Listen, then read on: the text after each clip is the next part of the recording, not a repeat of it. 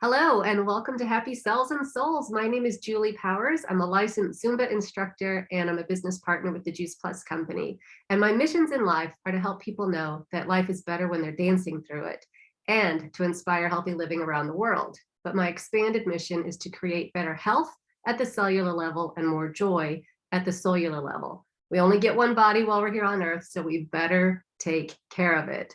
And we should be spending our time spreading light and love in the world and being joyful, not just walking about around being grumpy, right? And so in my life, I've had the honor and privilege of meeting so many people from all different walks of life. And what I love is that we can all learn from everyone. It doesn't matter if we share the same beliefs politically or religious or socially, culturally, it doesn't matter where we come from. Everybody has a story to share and we can learn from everyone. And one of the people that we get to learn from today is my friend Mary Crecelius, who I have known for quite a while. And we have a very intimate relationship because she is a women's health nurse practitioner. And she has actually seen parts of my body that most people never will, except for my husband, right? And she is not only a WHNP, but she is an advanced practice nurse in genetics and a certified clinical breast examiner. And so, Mary, you currently have your practice in Bloomsdale, Missouri, with the Women's Health Center over there, connected to St. Genevieve Hospital or St. Genevieve Medical Center. And I would just love to know a little bit about your story before we talk about women's health. So, how did you get involved with this? Why did you choose to go into health and medicine to begin with? You know, Julie, I was really lucky, and I actually think I had a calling to nursing. And my mom was a nurse, although she never practiced. She worked as a mother and a homemaker. My maternal grandmother was a nurse. And so I kind of think it was in my genes. And I remember being a kindergartner and wanting to play hospital. And so, as it went, as I got older and it was time for me to decide what I wanted to do, back when I went to college, the big thing was to like go across the state. And so I grew up outside of St. Louis and Baldwin, and I went to school in Kansas City, and I thought it was a great adventure. Uh, I graduated with my bachelor's of nursing in 1982, so that's how long I've been a nurse. Even through my nursing program, I loved it. I've never felt like I had to work. Nursing has come easily to me, my interest, my passion. I wanted to learn anything that I could learn about the human body, how it worked, what makes us well, what causes disease. And, along with wanting to be a nurse, I always knew I wanted to be a mother and I wanted to have a family. And so I have two siblings that are physicians and they are amazing people. So, I grew up in a family of 6 kids. 3 of us became medical professionals and 3 would not go near medicine. Of course, you have And to yeah, balance it out, right? yeah. And so, my work in hereditary cancer says that if there's a gene present, 50% of the family will have it and 50% won't. So I feel like the 50% of us that went into medicine, we got that gene. But my nursing career from the beginning focused on holistic health. And so as a nurse, we defined what is health. We looked at disease, but from the very beginning of my nursing program, the question always was, what is health? And I love that perspective.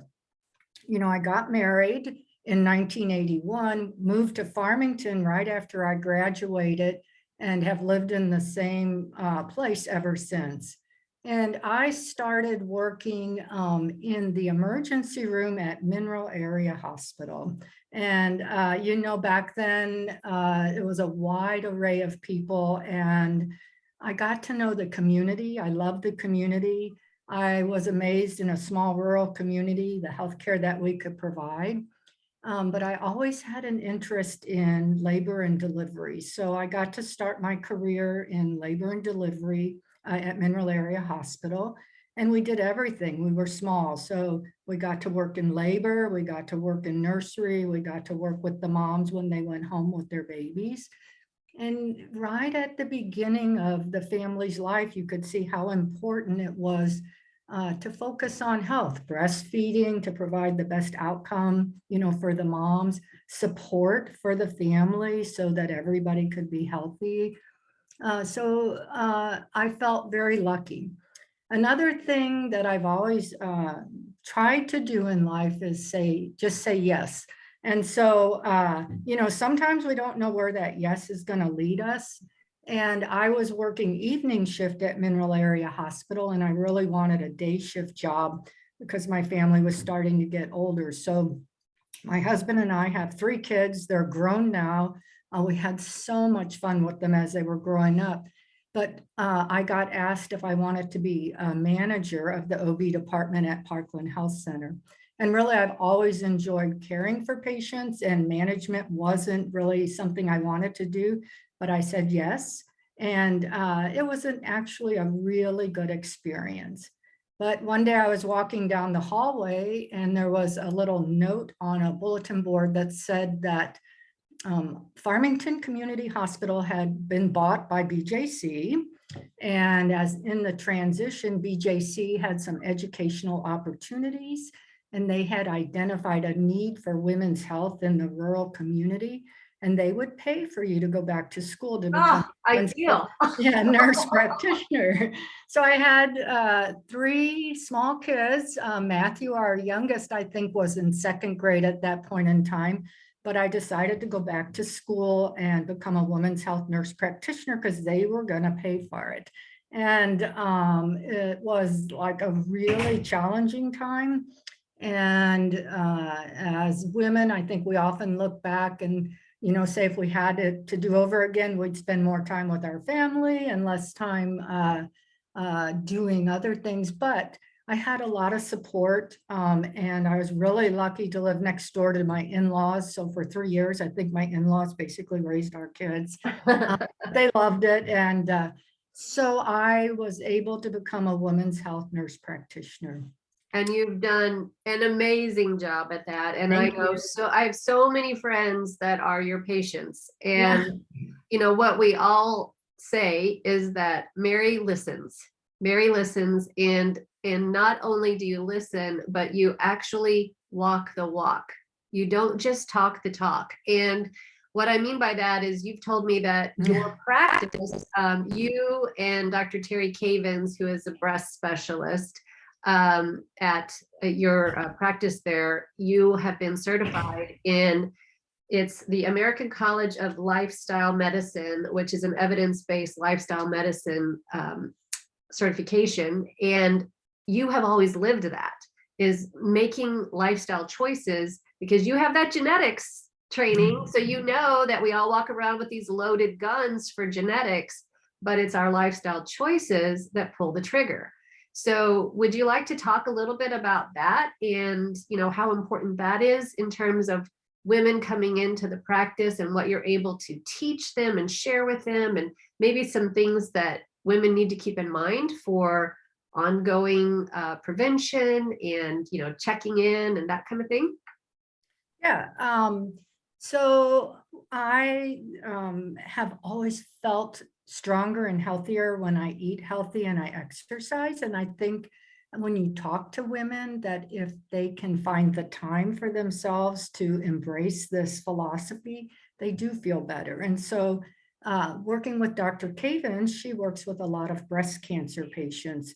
And the evidence is just dramatic that there are things that we can do to prevent cancer. And sorry, my computer was misbehaving. All right. And if a woman is diagnosed with cancer, to keep her stronger and healthier on that journey. So she introduced the lifestyle medicine program. It's 6 pillars. The first is nutrition. And so you and I are both believers in whole foods, getting as much fruits and vegetables into your life as possible, really avoiding processed food and sugar. And for women through all stages of their life, sugar is really problematic, causing inflammation, causing weight gain, causing lethargy. And so being able to just focus on that and say, there really is, this is evidence-based. This isn't something that I Right. just believe in, but scientific studies are telling us you don't need a pill for weight loss. You don't need a pill to feel better, to have your mood increase. And, if we need those things, we can eventually get to them. But I would say 95% of the time, our lifestyle can enhance our health. And so we also focus on exercise, and the exercise should be something you love to do. So like Julie and her Zumba, taking a hike out in the woods, just, you have to find something that really renews you. And through my practice, women are really, really good at taking care of everybody else. And it's really awesome. They take care of their kids, they take care of the people at their work, the other family members. The most common thing I hear is, I don't have time to do that. And so I just try and encourage people to really look at ways that they can nourish themselves so they have the energy to do all of the things that they want to do and they stay healthy. So the next pillar of our lifestyle medicine is stress management. Well, 30 minutes of exercise a day is as effective as taking an antidepressant pill. And that's pretty amazing evidence. So that's scientific evidence. That's not just something that I came up with. And if you enhance your life with that, it just adds a vibrance. And then, with COVID and the lockdown, a lot of people resorted to having a social drink in the evening. And so we really look at substance abuse in lifestyle medicine, and really being honest with ourselves, not smoking. Really, more than one alcoholic drink a day is considered a risk factor for breast cancer. So we look at those things and try and improve health there. We look at interconnectedness and relationships. And so it's really important to have a group of whoever around you that you feel connected to and supports you. And Dr. Cavens is a really big animal lover. And so, I even extend it to people's pets, their friends, their family, whoever gives you a feeling of well-being. It's so important to establish Just those. not being isolated, not being Exactly.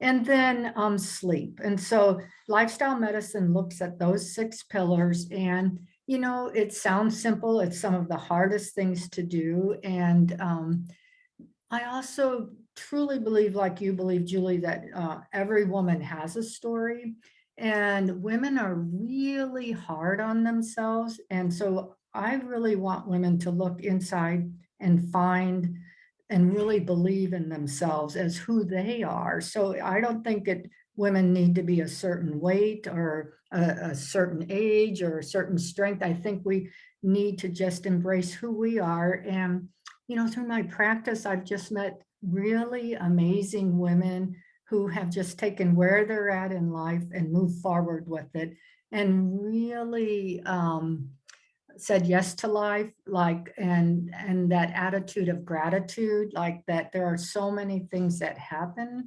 that can really take us down, but just that we have the ability to move forward. And you have to have a sense of humor too. So there's just too much craziness in the world. So there's a uh, lot. There's a yeah. lot.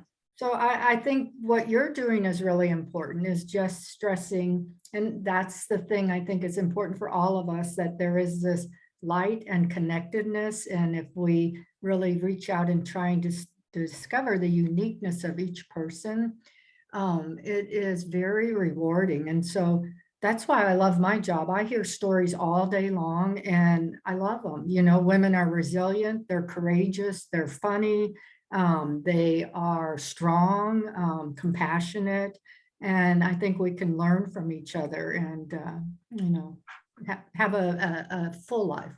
Yeah. One of the things that you were talking about, and those 6 pillars are things that I try to teach and preach all the time. But I think that the relationships are downplayed a lot.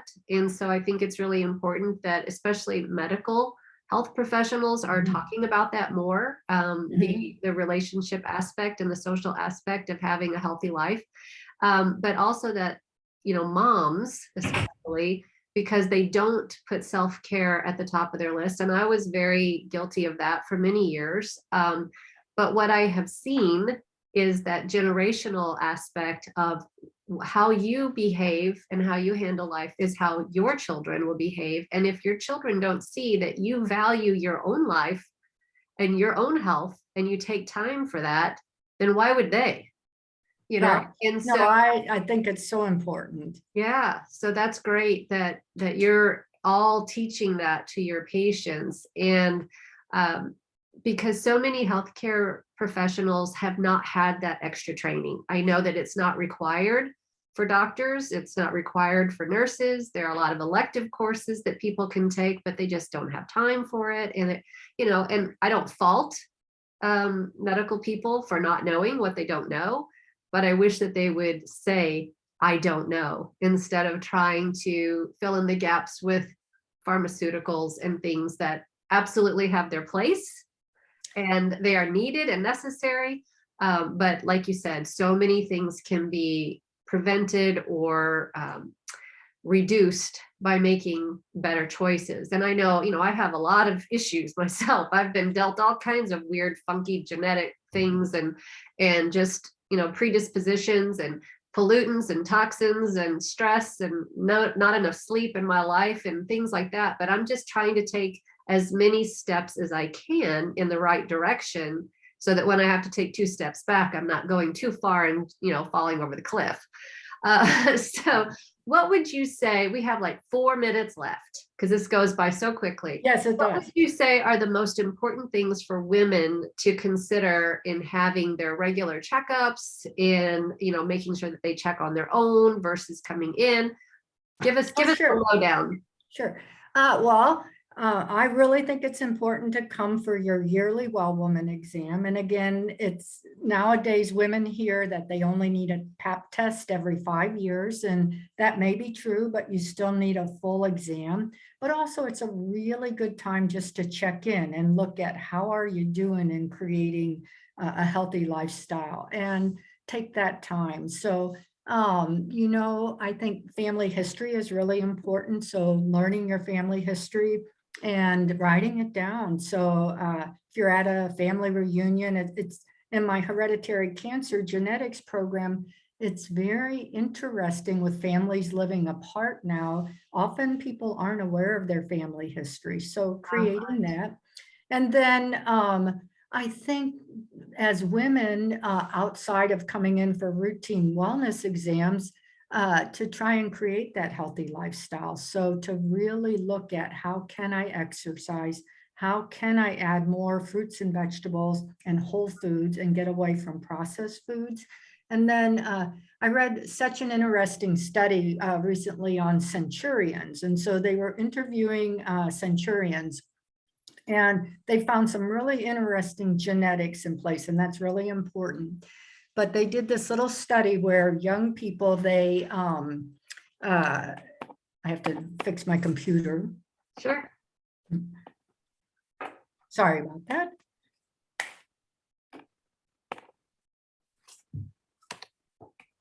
Can you see me still? I can. Oh, good. Then I'll just keep talking. Okay.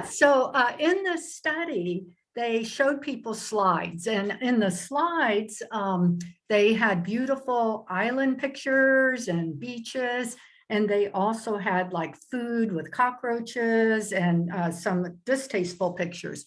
So younger people, 40 to 60, could recall both sets of pictures, and the centurions across the board recalled the positive pictures and really did not recall the negative pictures. And so a trait that seems to be really important is to be able to move forward and focus on the positive. It's not saying that there's not going to be negatives, but to when you talk to older people, there often is a sense of satisfaction and happiness. And I think if we look at that viewpoint, just to approach life with gratitude and look at what's the positive and create that health to enjoy it. Right. I think that is really one of the keys, because yeah, we have to take time to acknowledge and feel the emotions around negative and positive Right, things, but to not hold on to the right, negative not and focus, yeah, let it eat away at your soul. right, It seems that that has been something that has crept into everyday life for so many people, is that they just are bombarded by negative stories, negative news, negative this, negative that, that they let it just wash over them and they can't find the light anymore. And so I'm hoping that more people will find that if you can acknowledge there's bad, put it aside. What can I do about it? Can I do anything? Nope. Okay, put that one aside. I mean, yes, there are things that we need to address, but man, if we could right. just be like those centurions that I know, I just loved it. remember the Yeah, good stuff yeah. and the beautiful pictures in life, because there's always something to be grateful for, no matter what kind of situation we're in. And I want to just let you know how grateful so many women are for you and what you do. And I know that there are a lot of people that might watch this that are nowhere near this area and will never be able to meet you in Yeah. person, but they have their own women's health practitioners, and doesn't matter where they are. It's very important that you Right. watch out for Very much. yourself, you take care of yourself, because the healthier you are, the more that you will have to give to others. Do you have any last words? Just thank you. And again, we've known each other a long time, and you've embraced resilience and joy and that attitude of gratitude. So it's just a joy to be able to talk with you, and I'm grateful to know you in life. So thank you very much. Thank you, Mary.